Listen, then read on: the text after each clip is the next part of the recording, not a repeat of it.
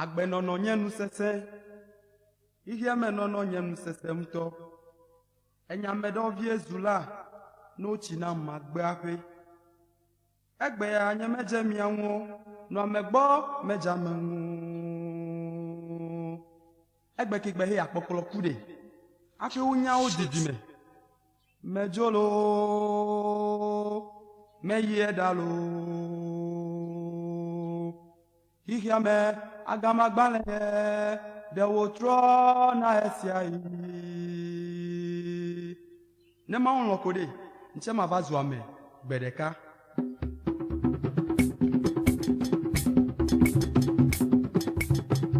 Amedo bi menyo ncha me ko ya jim. Biga pribe ati ko gbe me wo choi. Abe bajo dem ya domo ya mi ano wonyela abe twembi menyo ene kame ko ya meja menwo bedeka kuma bajo no biwe ame do bi menyo ntame ko ya ji biga bibe ati ko gbe me wo choi abe bajo